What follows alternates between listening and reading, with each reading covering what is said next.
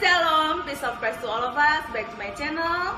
Hari ini saya bersama dengan orang-orang yang luar biasa, ya, yang sungguh-sungguh mengasihi Tuhan. Kita mau berbagi tentang kesaksian yang pastinya kita harapkan bisa mempermuliakan nama Tuhan dan juga jiwa-jiwa boleh dikuatkan dalam iman pada Kristus. Oke, untuk selanjutnya kita mau perkenalan dulu karena katanya kenal maka sayang, ya. Jadi kita mau kenalan dulu dengan ibu yang paling cantik dulu, Bu Tumbar Winarsih. Suaranya kurang keras, Tumbar Winarsih. Oh ya, Ibu Tumbar. Dengan Mas siapa? Stefan Edi. Mas Stefan Edi. Iya.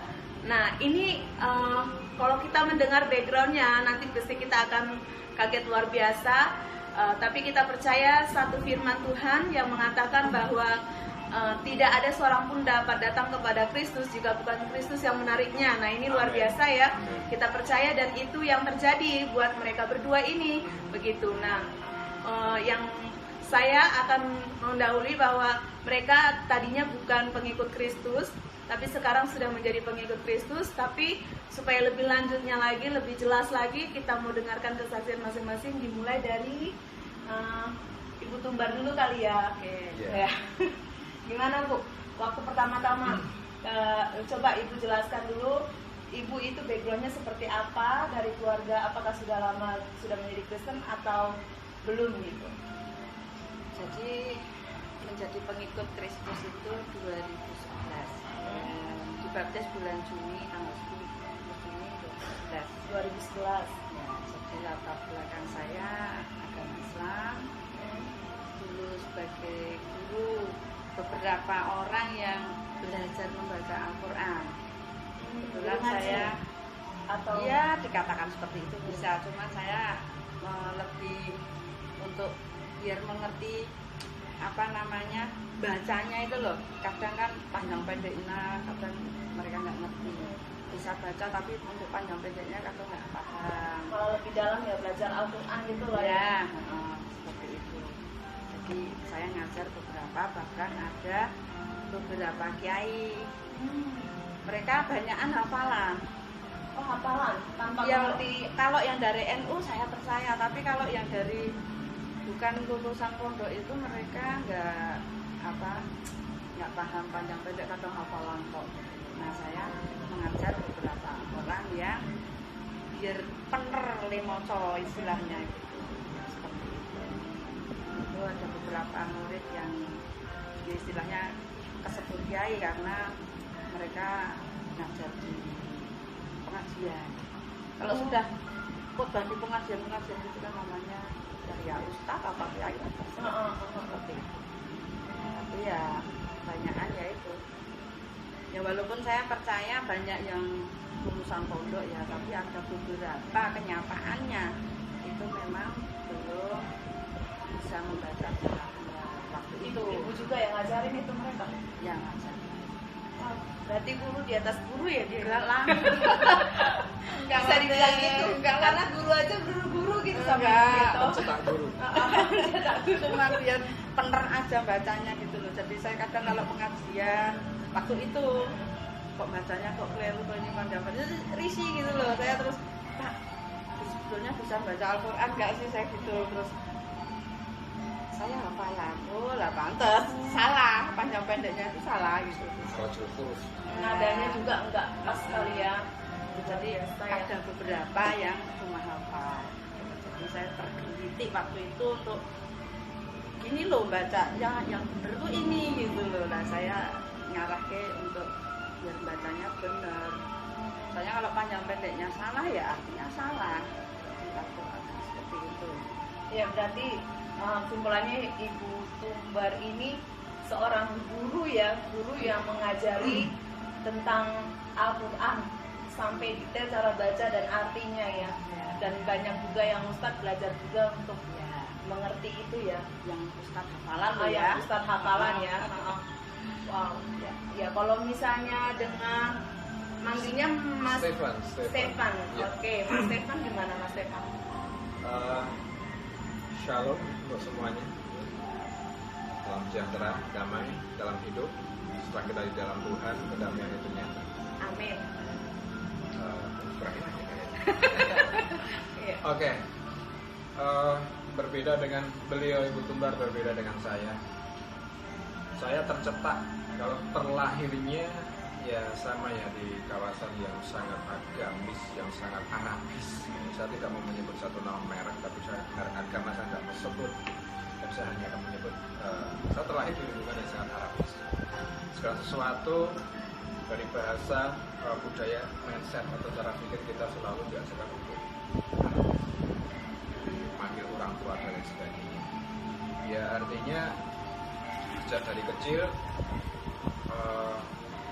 karena memang kita dikenal dengan keluarga yang seperti itu, saya terlahir dikenal dengan keluarga yang begitu, maka ya ilmu pertama yang harus saya bisa kuasai adalah nahwu sorof mantik balaghah, yaitu adalah meliputi ilmu baca tulis huruf Arab, kemudian menafsirkan, mengartikan, menafsirkan, kemudian sampai memahami, kemudian sampai ke tingkat praktek.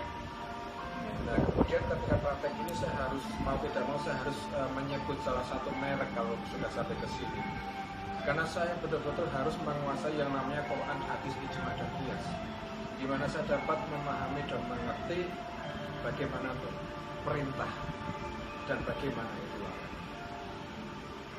Tetapi ya berbeda waktu itu, berbeda saat itu juga. Waktu itu adalah saya merasa saya sudah menjalankan istilahnya tolabul ilmi, itu ditegaskan mencari ilmu faridotun, itu fardu ain, satu kewajiban ala atas muslim wa muslimat minal mahdi ilal lahadi, dari sejak lahir sampai kemudian masuk ke liang lahat, itu adalah satu kewajiban. Tetapi ternyata itu pun tidak cukup, di samping harus mendapat ilmu juga kita harus mempraktekannya, karena pada dasarnya ilmu tanpa perbuatan bisa dikatakan mati, ya demikian. Tetapi kemudian ya karena sesuai dengan karakter, kepribadian dan minat saya kalau Ibu Tumbar tadi hanya sebatas mengajar istilah bahasa Jawanya itu tidak mengeluarkan ilmu. Kalau saya tidak, saya lebih cenderung mempraktekkan. Saya ambil tingkat yang paling bukan paling tinggi ya, maksudnya ya istilahnya yang sesuai dengan karakter saya yang tercatat dalam ajaran kitab-kitab itu. Jadi saya mengambil jalur jihad, di mana jihad di sini ya saya harus melawan kafir, saya harus melawan tauhid. Kalau kafir dikatakan orang-orang yang menentang ajaran kami saat itu, dan tauhid adalah pemerintahan yang tidak pro dengan aturan-aturan dalam ajaran kitab suci. Ya. Jadi artinya itu sudah saya lakukan, saya tempuh ketika usia 18 tahun waktu itu, tahun 99, dalam sebuah medan jihad lokal di belahan ujung Indonesia Barat, dan itu berjalan selama 8 bulan. Tidak ada beban sedikit pun bagi saya secara pribadi beserta teman-teman saat itu, karena memang kita meyakini bahwa ini adalah suatu perintah untuk meraih satu kemuliaan dan kemenangan tersendiri secara prodi. Oke, itu kita tunaikan dengan segenap kekuatan hati, dengan segenap keutuhan niat. Fa inna ma'amalu binniyat, dan kita lakukan demi terwujudnya satu kemaslahatan sebagai bentuk ekspresi kami bahwa kami sudah melakukan udkhulu bisilmi kafah, itu kita lakukan. Jadi karena ini bicara dosa masa lalu, namanya jihad, ini medan perang, tidak ada peraturan. Dalam medan perang itu adanya adalah membunuh atau dibunuh. Ya, kita sudah lakukan itu. Terlepas dari kita tahu korban yang kita lawan ini kafir apa bukan, tauhid apa bukan, tapi semua sesuai perintah. Yang memegang perintah, kuasa memerintah adalah pimpinan di lapangan tersebut atau komandan yang memimpin pertempuran saat itu. Ini bukan satu jaminan kebenaran sebagaimana yang tertulis dalam ayat-ayat kitab yang saya imani saat ini. Karena pada faktanya sampai di bulan ke-8 di medan tempur pun, di medan jihad ya, itu saya tidak tahu bahwa tidak bisa memastikan bahwa yang saya bunuh itu adalah di medan perang itu adalah kafir. Bukan apa maksudnya? Tidak ada jaminan kepastian bahwa itu kafir yang halal di medan jihad. Karena ternyata setelah kami tahu itu adalah sebuah kepentingan politik yang dibungkus agama dan kemudian saya beserta empat teman saya setelah kita tahu bahwa jihad yang kita jalani saat itu adalah jual beli manusia untuk kepentingan peperangan untuk memenangkan salah satu hasrat politik melalui agama. Disitulah mungkin kita menyesal secara manusia, kita menyesal, takut juga, kita takut. Tetapi kemudian ini bukan hanya menjadi sebuah pelajaran hidup, ini bukan hanya menjadi sebuah pengalaman yang pahit atau coretan masa kelam. Setelah itu tahun berlalu, masuk ke tahun 2000-2001, saya persingkat sampai masuk ke 2011. Dari 11 tahun ini saya tidak mendapat kepastian pertanggungjawaban dari orang-orang yang menyuruh kami saat itu, yang mengajari kami untuk berjihad, yang menyuruh kami, yang melatih kami, memimpin kami. Tidak ada pertanggungjawaban. Dan satu hal yang saya pertanyakan, ketika saya sudah menjalankan waqimus sholah wa yutuna zakah, atau saya sudah mendirikan sholat, membayar zakat, apakah saya masuk surga? Dijawab sudah belum dapat masuk surga. Karena apa? Itu amalan yang standar. Sholat kewajiban, bayar zakat juga wajib. Terus saya harus bagaimana? Ya, kamu harus jihad fisabilillah. Kalau tidak begitu ya kamu tidak akan mendapat jaminan kepastian untuk sampai ke surga serta pengampunan.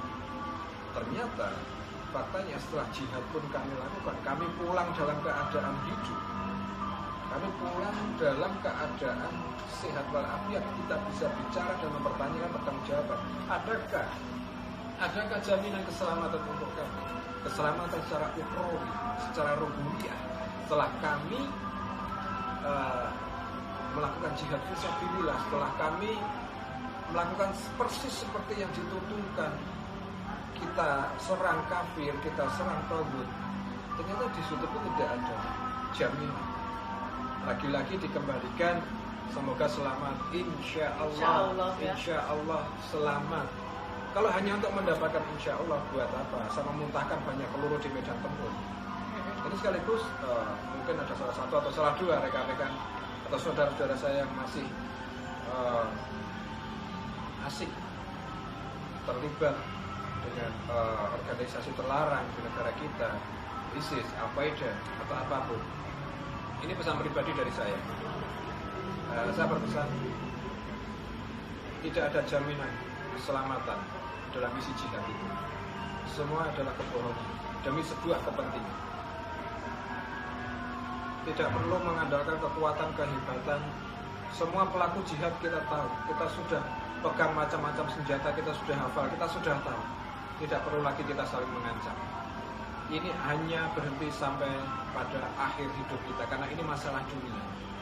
Masalah surga tidak ada yang bisa ditempuh dengan kekerasan, pertumpahan darah, dan lain sebagainya, apapun namanya.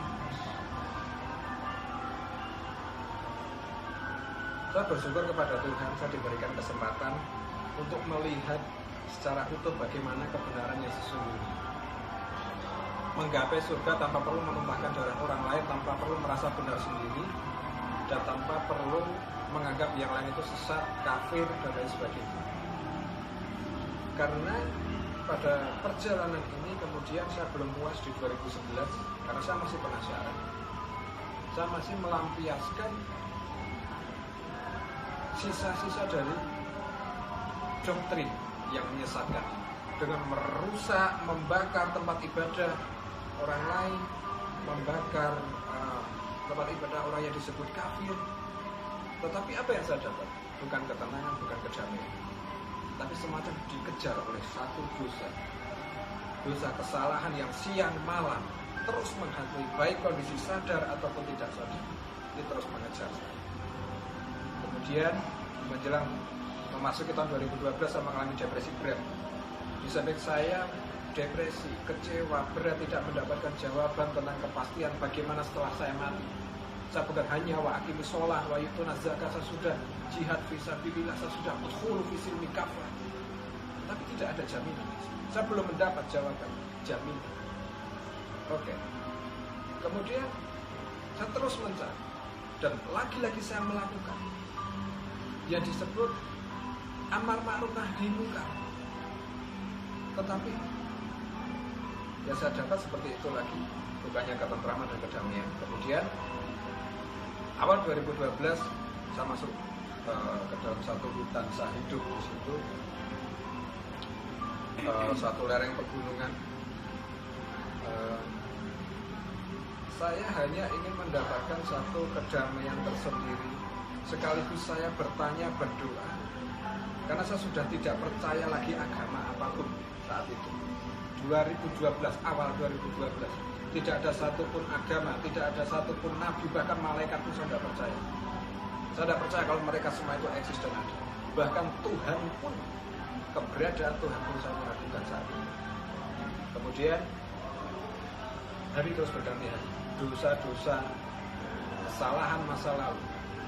Karena terlalu mabuk saya dengan doktrin-doktrin yang seolah-olah terkesan suci, mabuk pengajaran yang tidak ada pertanggungjawabannya sama sekali. Kemudian di hutan saya terus mengalami satu usaha untuk memperbaiki secara rohani dan melakukan meditasi.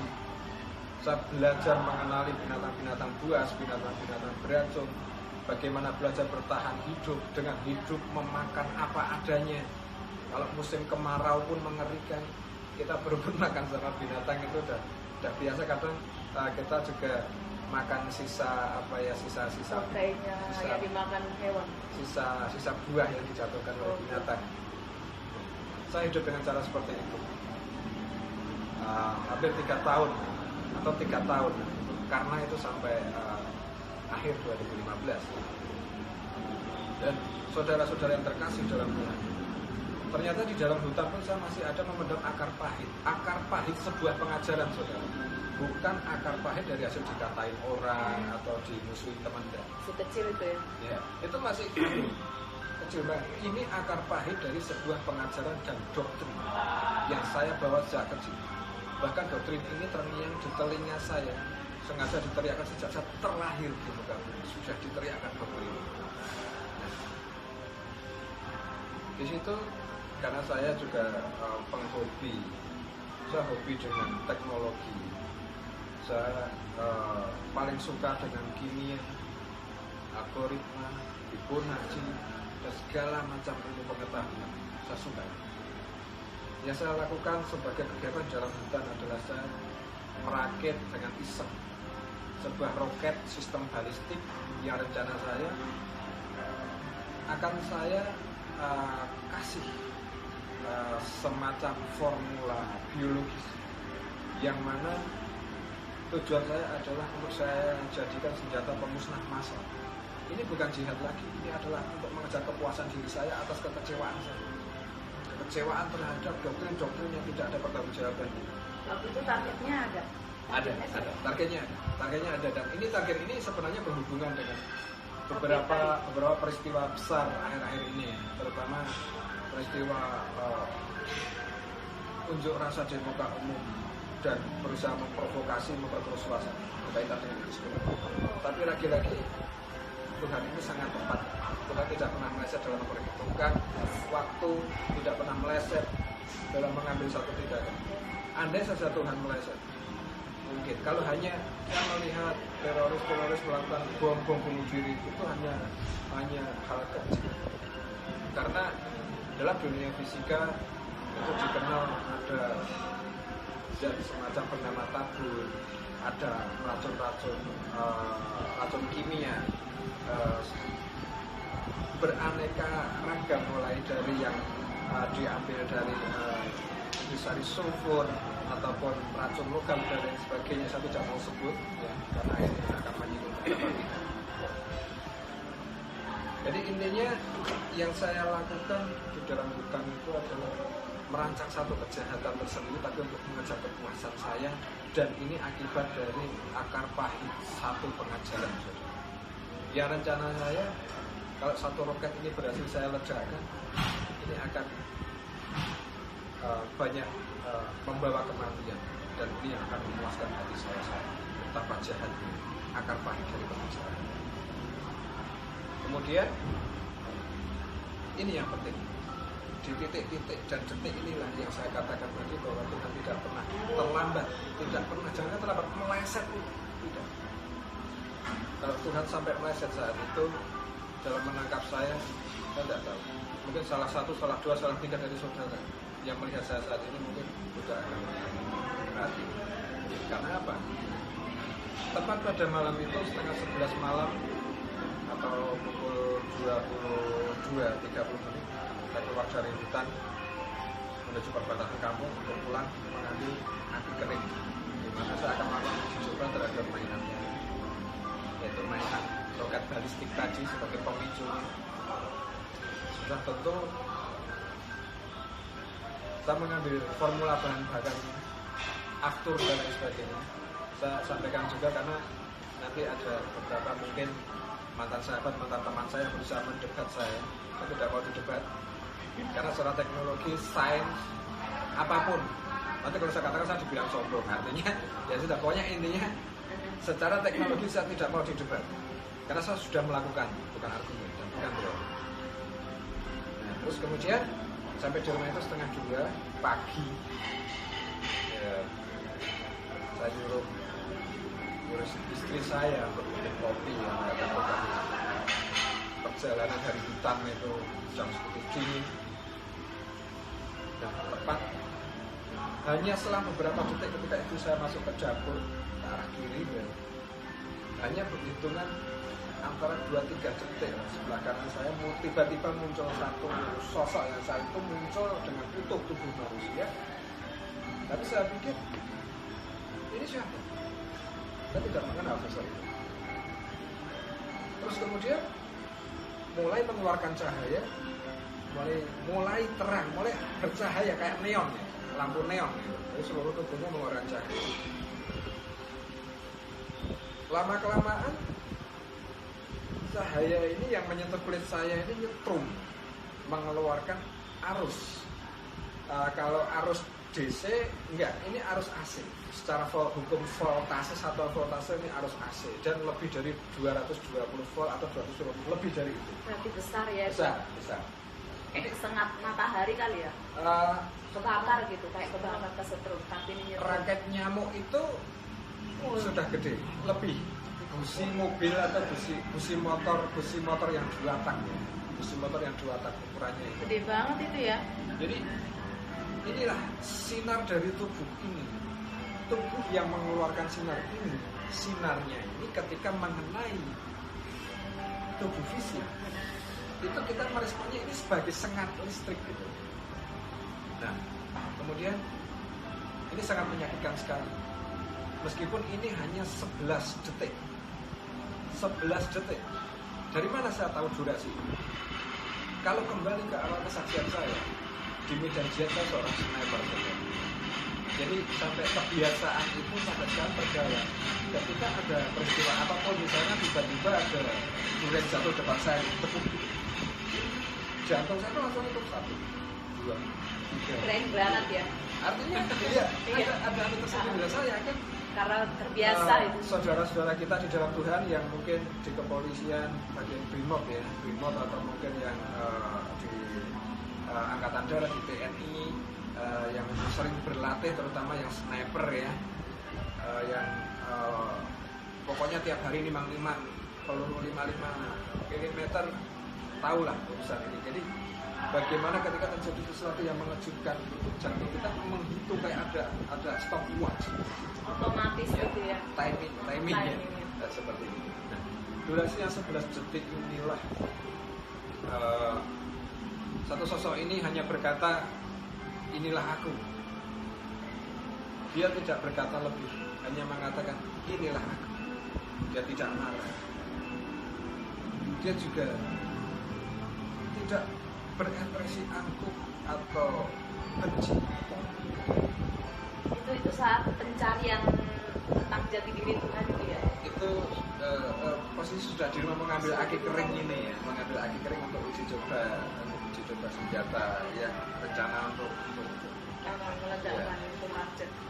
dan ternyata meskipun dari sejak kecil sampai dewasa, inilah sosok yang saya benci, inilah sosok yang pengikutnya saya musuhi, inilah sosok yang dipuji, dipuja, disembah oleh orang-orang Kristen. Kok saya tahu? Gini saudara, saya mengalami sendiri. Saat itu saya benci yang namanya satu Yesus, dua salib, tiga gereja, saya paling benci.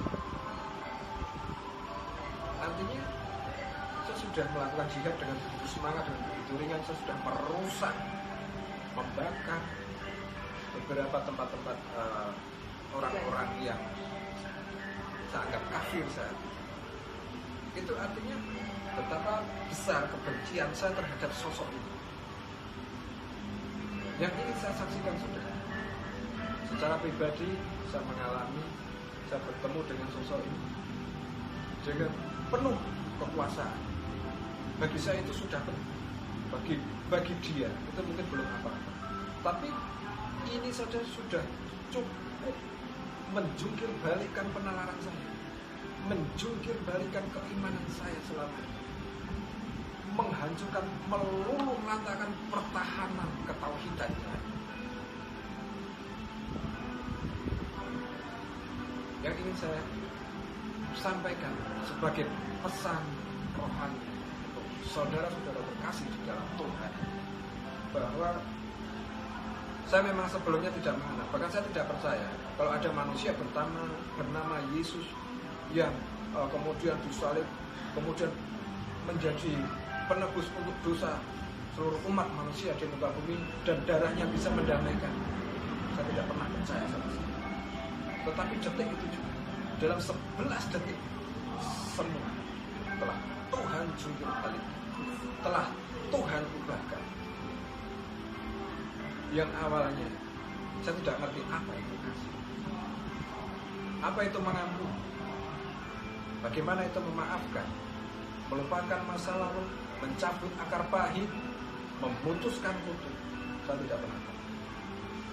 Tetapi dengan 11 detik, di mana sosok ini cukup hanya berkata, inilah sanggup menggagalkan segala rancangan kejahatan saya. Rancangan kejahatan yang menurut saya tidak jahat, karena menurut saya sudah melakukan sesuai perintah siapa? Ya, perintah yang membuat perintah, yang mengklaim dirinya selalu benar, yang mengklaim dirinya ini harus dilakukan, kamu harus menyerang itu, dan kamu harus melakukan ini. Intinya sebenarnya saya tidak mau menjelekkan, menyalahkan, menjauhkan pihak, tapi ini kesaksian diri saya. Ya, saya sudah menjalani dan mengalami, dan oleh 11 detik ini saya tidak jadi melanjutkan rencana penghancuran.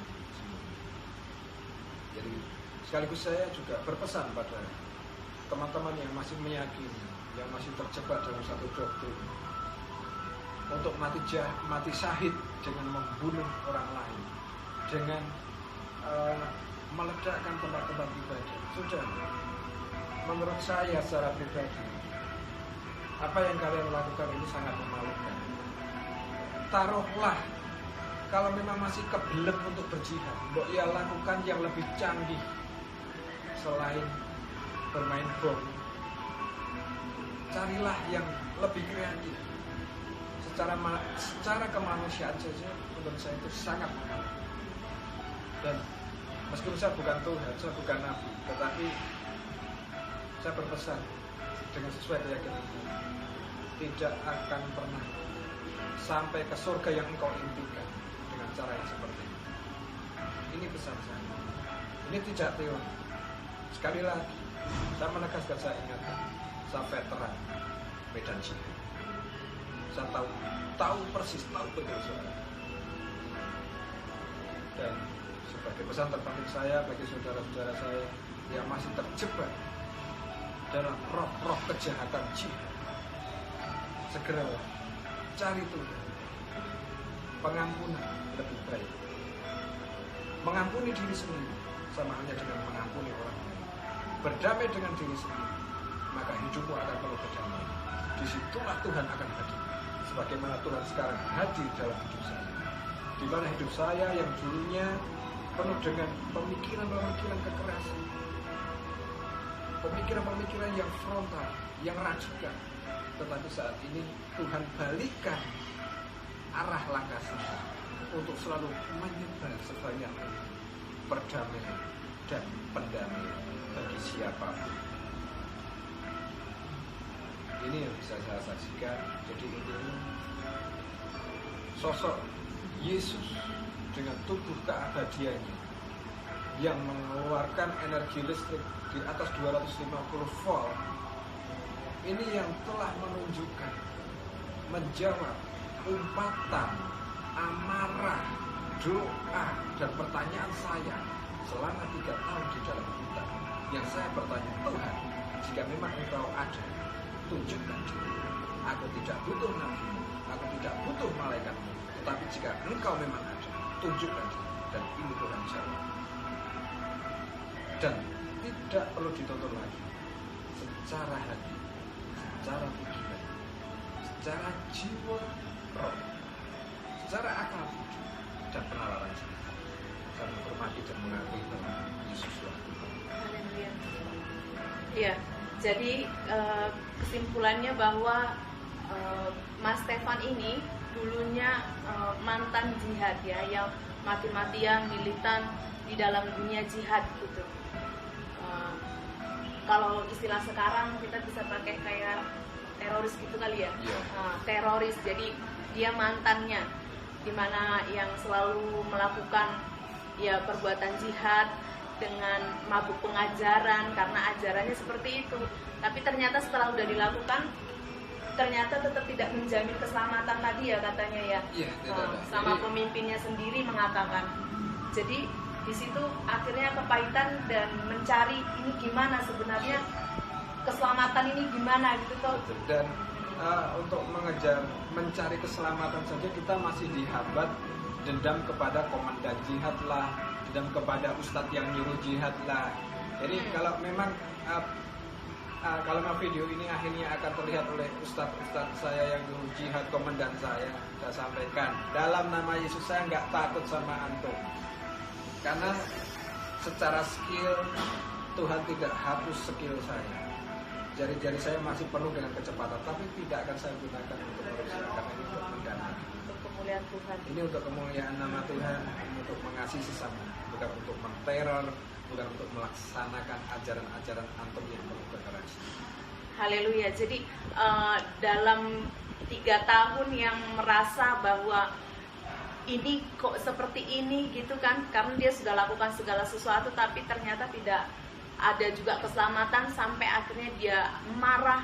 Sebenarnya gimana, marah sama agama, marah sama ajaran, marah sama semua yang mengajarkan juga ya, marah sama diri sendiri, bahkan bodoh, bahkan merasa marah sama Tuhan tuh yang mana. Jadi dalam detik-detik terakhirnya itu Mas Stefan dia berdoa, memang dia tidak memakai nama Tuhan siapapun, pokoknya Tuhan gitu, tidak label agama siapapun. Tuhan yang menciptakan alam ini, dan ternyata malah Yesus yang menampakkan diri kepada Mas Stefan sendiri. Artinya ya memang Yesus itu Tuhan dan dia menyatakan dirinya gitu ya. Menyatakan dirinya dengan real, bukan mimpi. Bukan mimpi. Jadi memang real mata ketemu mata, dia melihat wujud Tuhan Yesus itu sendiri. Dan kenapa bisa Mas Stefan tahu? Karena itu udah secara logika ya, seorang yang diciptakan pasti mengenal siapa yang menciptakan, itu aja sih. Jadi kalau misalnya kita ada yang nonton ini mungkin bertanya kok bisa tahu dia Tuhan Yesus, ya memang roh itu sendiri mengatakan bahwa ini Tuhan gitu ya. Secara otomatis kita mengenal. mengenali tanpa dia memperkenalkan diri, saya ini enggak. Iya. Dia hanya bilang inilah aku. Hanya itu toh yang dia katakan. Iya, dan roh kita langsung connect gitu. Karena kan kita tahu sendiri ya bahwa kita diciptakan sama Tuhan. Mau Tuhan apalah yang istilahnya yang jelas Tuhan yang menciptakan langit dan bumi, pencipta satu-satunya. Nah, jadi secara otomatis yang diciptakan mengenal siapa yang menciptakan, ya Thomas? Nah, itu dia, luar biasa ya. Jadi memang ada cara Tuhan. Mungkin tidak semua yang menonton ini mengalami perjumpaan dengan Tuhan, tapi kita berharap dengan adanya video ini, mari kita siapapun kita, apalagi yang kita terkhususkan orang-orang yang Kristen ya, jangan menjadi seorang Kristen yang tidak mengalami Tuhan. Jangan sampai orang yang justru di luar sana yang mengalami Tuhan seperti Mas sama Ibu ini gitu ya. Mereka mengalami Tuhan sedangkan kita enggak gitu. Jadi mari kita mengalami Tuhan, karena itu indah banget ya. Kita itu kayak rasa gubakan tuh nggak nyangka gitu ya Mas ya. Iya toh, kayak Masnya ini luar biasa loh. Oke, itu tadi kesaksian dari Mas Stefan.